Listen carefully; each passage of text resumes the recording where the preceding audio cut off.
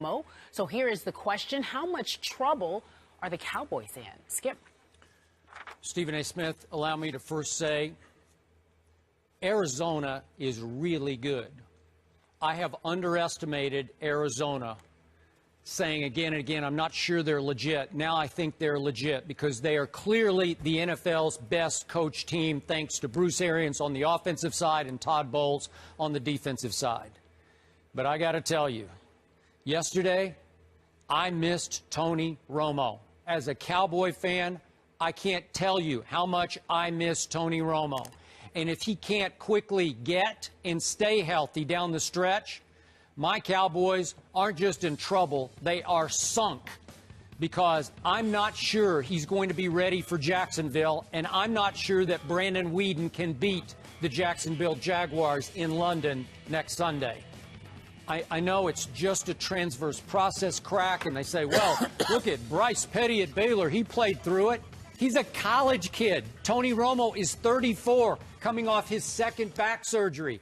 So I don't know if he can get healthy quickly and play through it into next Sunday's game, even though Jerry Jones said that he could.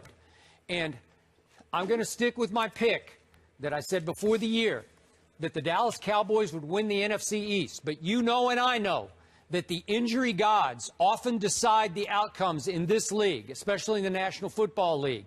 And the injury gods are frowning on my Dallas Cowboys, especially now on defense. Justin Durant, leading tackler, gone, obviously, into this game. Leading tackler gone. And all of a sudden, in the fourth quarter yesterday, Rolando McClain, the godsend, the other good linebacker this year, hurt his knee. Not sure about the status. Jerry Jones thought he would be okay, but we'll wait today to hear the official results of that.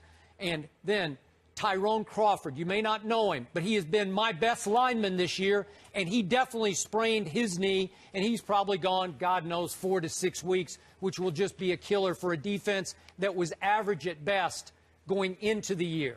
So I don't know, Stephen A. The bottom line yesterday was I thought the defense hung in and played well enough to win the game, and Brandon Weeden was a shocking disaster to me. And I told you again how much I loved him at Oklahoma State. I watched him a lot. He outplayed Andrew Luck, RG3, Ryan Tannehill. I couldn't recognize the guy yesterday from the guy I used to watch at Oklahoma State because he played scared. He played not to lose. He played on his heels the whole game until the last garbage drive when finally, garbage time, he just started cutting loose like he used to do at Oklahoma State. And I don't know why I couldn't have had that guy from the start of the game, because that guy was going against an Arizona pass defense that had allowed the most yards in the National Football League. Are you kidding me? And people say, you should have run DeMarco Murray more. He couldn't run against this defense like he usually runs. And the key play early in the fourth quarter, down 14-10, was the 4th and 1. And Dallas just flat out lined up in the I formation with the fullback and said, Arizona, here we come. And Arizona said, no, you can't, and stuffed it and knocked him back on his butt for a yard loss. And I said, well, that's the ball game right there. You can't beat this team with just running DeMarco Murray. It was up to Brandon Weeden to hit a couple of passes at key points, and he couldn't. So I could be in big trouble if Romo can't go and play well against Jacksonville. You know, I really don't like being sick, Skip, but especially during segments like this, because I wish I could just pop through the screen and throw some water on you for that ridiculous soliloquy you just went on. I am not letting you get off the hook. Don't you dare try to set the stage to renege on your pick.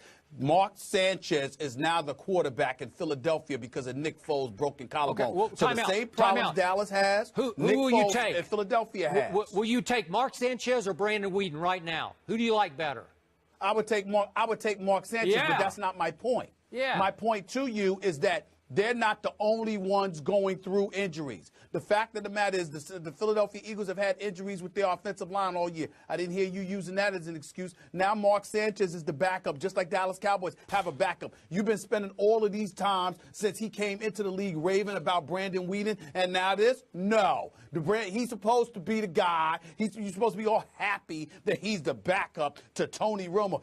Excuse me. I don't want to hear all of that, okay? I raved about him in college. I didn't rave about him in The Cleveland. fact is, I'm talking. Zip it. I remember them having DeMarco Murray. I'll let you go. I remember them having Des Bryant. I remember them having Jason Witten. I remember them still having that offensive line. They have all the pieces in place. If your backup is anything what you say he is, there should be nothing to worry about. What did I say he was? Because this is about their offense what anyway. did I say he was? It's about their offense anyway. What you were talking about?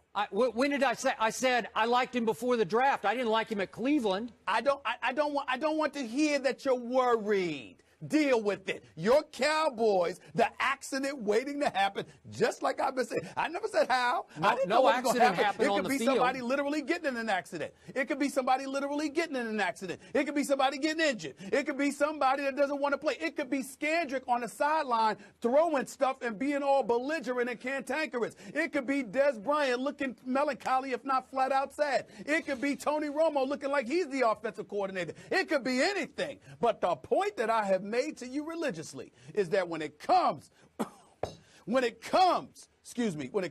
the Dallas Cowboys, something will go wrong.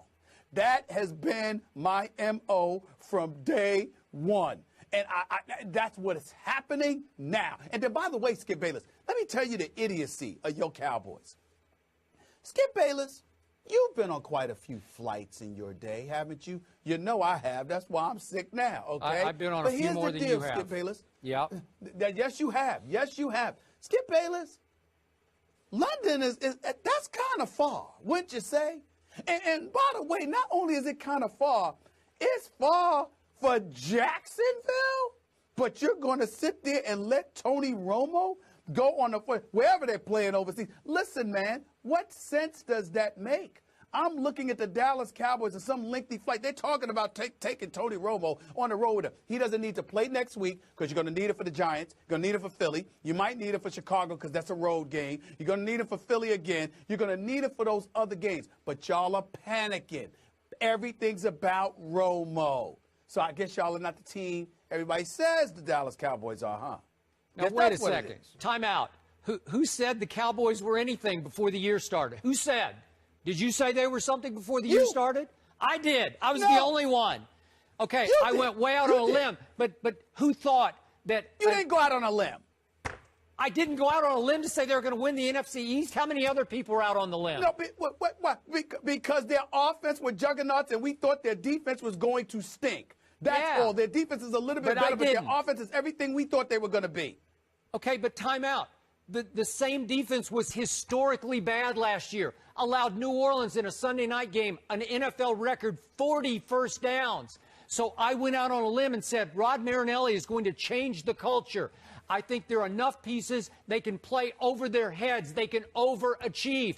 But if you start taking away Justin Durant and Rolando McClain and Tyrone Crawford, not to mention not what you said. Mo Claiborne, I can't do it. I don't. You say next man up. I don't have a next man. What you said. I barely had enough men to have starters. That's not what you said. A matter of fact, if I recall correctly, you said you're assuming the Dallas Cowboys defense is still going to be awful. They can't be worse than they were last year, but you assume they were still going to be awful, but it didn't matter because of their offense and because of the rest of the NFC East. So you said by virtue of default alone, RG3, Eli in New York, the Philadelphia Eagles, and Nick Foles, because you didn't believe in them, and you were right. You were talking about how there wasn't going to be 27 touchdowns and just 2 interceptions. You said by default, combined with the offense, it doesn't matter what the defense is going to do because Dallas's offense is going to carry the way. Now, here you are because of Brandon Weeden, who you have supported more than anybody. Now, all of a sudden, this cause for trepidation?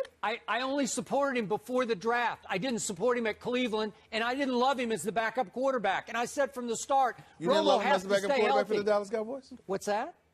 Okay. Well, I'm saying you didn't. I don't recall you not loving him as the backup. I don't think we ever talked about it. I just hoped he didn't have to play. Yes, we did. And you know what? No, we did not. We did. And you know what? I kept telling you 2 weeks ago, Tony Romo deserved to be tied for second in the MVP race. Tony Romo, you said, that's crazy. It's DeMarco Murray first, Peyton Manning second. I said, you're not giving Tony Romo enough credit for what he's done for this team. That's right. He's made a bunch of big plays. And again, they needed one play from their quarterback yesterday, and they couldn't even get one play. And if you can explain to me how Brandon Whedon, who played at Oklahoma State with Des Bryant, has zero rapport with him, you're way ahead of me. I don't get that. I thought that would be built in, that, oh, you got Des with Brandon Whedon. I can easily explain that. Des Bryant belongs on this level. We're not sure Brandon Whedon does. Not to mention the fact that Brandon Whedon was in college with Des Bryant. This is the NFL. So the defense that you're going up against has something to say about that, especially if you are a suspect quarterback, which is what Brandon Whedon is. No disrespect, but it's just the truth. Okay, all I'm saying is I agree with your point about desperation to even try to play Tony Romo this Sunday in London. I'm with you on that. I tweeted it on Saturday. I said he should take off the next two games and the bye because that's your only hope. But now my only hope is to beat the Jacksonville Jaguars, and I don't think they can with Brandon Whedon, without Rolando McClain, without Tyrone Crawford, without Justin Durant. They're not good enough. If you cannot beat the Jacksonville Jaguars, then you're not the team that I thought you were as the Dallas Cowboys. With the rest of the weapons that they have on the offensive side of the ball, you should be able to beat Jacksonville. You should be able to beat Jacksonville. I don't see it. Stephen A., you said let Romo stay home. Yes. Why? That's a long flight, Kerry. Why bring him to Europe with a bad back? Listen, do y'all fly? Oh, it's hard. Listen, look, I understand. That's a tough ride. Be on a plane. He's gonna be in first class. He'll be in first class. They might lay him out. He won't be in first class. He's not putting him in first class. I heard Jerry was moving his wife, putting him in first class. Maybe. And he can lay his Jerry lay ain't out. that stupid. Jerry ain't that stupid. The wife will be in first class. Let's leave it there, gentlemen. Trust me. Let's talk about